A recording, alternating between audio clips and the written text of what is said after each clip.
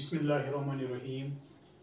अज़ीज़ तलबा व तालिबात, अस्सलामु अलैकुम। आज का हमारा मौजू है बागो बहार की अदबी खिदमात और उर्दू ज़बान की तरक्की में फोर्ट विलियम कॉलेज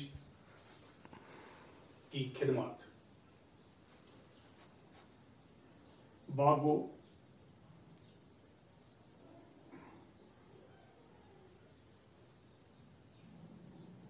बहार की अदबी खिदमात और उर्दू ज़बान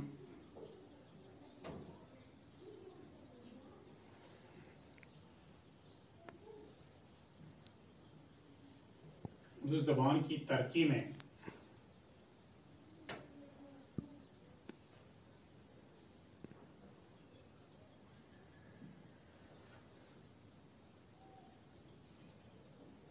फोर्ट विलियम कॉलेज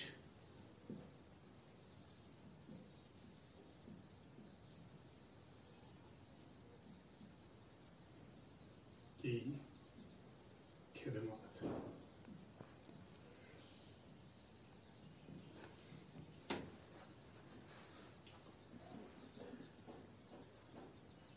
बागो बहार की अदबी अहमियत। बागो बहार उर्दू अदब में एक अहम तसनीफ है। यह किताब अमीर खुसरो के फारसी क़िस्से चाहत दरवेश का तर्जुमा है। मीर अमन ने यह तर्जुमा बागो बहार के नाम से 1803 ईस्वी में शाया किया, जो आज तक मकबूल आम ही नहीं बल्कि दिलचस्पी से पढ़ा जाता है। इस किताब का अंदाज़े बयान उर्दू की सब दास्तानों से ज्यादा दिलकश और दिलनशीन है। मौलवी अब्दुल हक बागो बहार की दिलकशी और दिलनशीनी का जिक्र करते हुए लिखते हैं कि यह किताब अपने वक्त की निहायत फसिया सलीस जबान में लिखी गई है। इस किताब का असलूबी बयान सीधा और सादा है।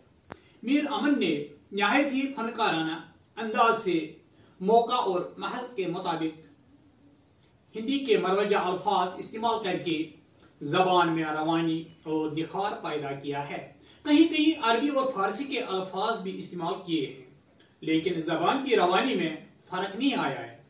बहुत सारे उद्बा ने मीर अमन की नसर से मुतासिर होकर नसर तहरीर की, जिनमें मिर्जा गालिब भी अहम है।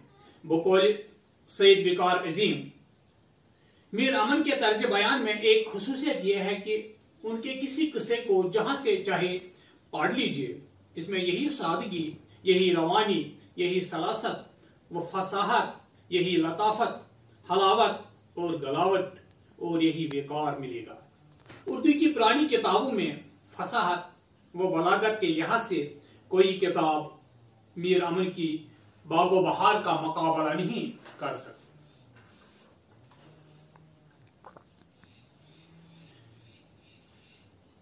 फोर्ट विलियम कॉलेज की खिदमत। आप जानते हैं कि अंग्रेज 16वीं सदी ईस्वी के आखिर में हिंदुस्तान में वारिद हुए। अगरचे ये लोग हिंदुस्तान में तिजारत की गरज से आए थे, लेकिन हिंदुस्तान के मुतालिक इनके अज़ाइम ठीक नहीं थे।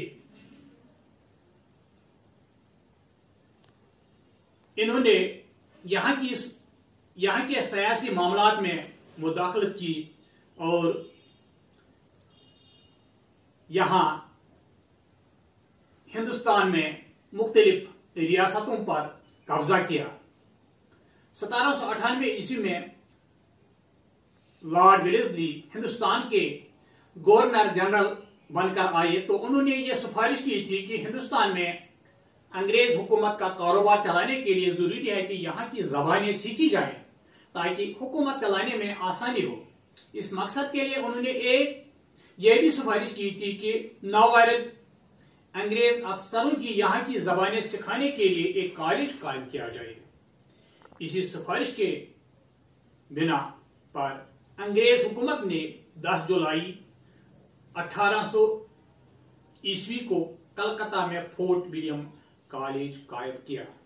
10 जुलाई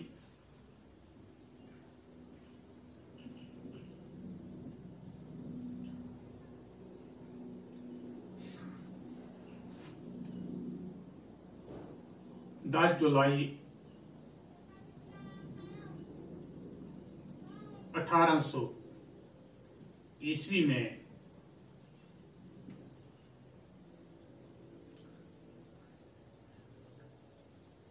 कलकत्ता में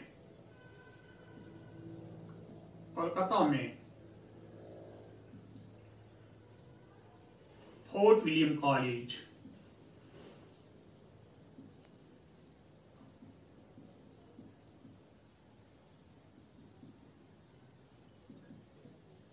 कायम किया। 10 जुलाई 1800 ईस्वी को कलकत्ता में फोर्ट विलियम कॉलेज कायम किया। कॉलेज का इर्तिका। फोर्ट विलियम कॉलेज का कयाम उर्दू की इर्तिकाई तारीख में संगमेल की हैसियत से रखता है। डॉक्टर रॉबर्ट ब्राउन कॉलेज के पहले प्रिंसिपल मुकर्रर किए गए, क्योंकि उर्दू उस वक्त हिंदुस्तान में राब्ते की सबसे बड़ी जबान थी, इसलिए कॉलेज में उर्दू का एक अलग शोबा कायम किया गया। इस जबान की किस्मत का सितारा उरूज पर रवान दवा था कि डॉक्टर जॉन गिलक्रिस्ट को इस शोबे का सदर मुकर्रर किया गया। गिलक्रिस्ट एक जबानदान, एक दानिश्वर और माहिर तालीम होने के साथ साथ उर्दू जबान के दिलदादा भी थे। गिलक्रिस्ट की जाती कोशिशों और उर्दू में उनकी दिलचस्पी की वजह से इस शोबे ने बहुत काम किया। अब कॉलेज में अंग्रेज अफसरों को उर्दू जबान पढ़ाने का मसला दरपेश था। न पढ़ने के लिए किताबें और न पढ़ाने के लिए उस्ताद। गिलक्रिस्ट ने हिंदुस्तान के मुख्तलिफ हिस्सों से उर्दू के अहले कलम हजरात ढूंढ कर इस कॉलेज में जमा किए। इन हजरात को पढ़ाने के साथ साथ तसनीफ व तालीफ का काम सौंपा गया। दूसरी जबानों की मशहूर किताबों का तर्जुमा उर्दू में हुआ।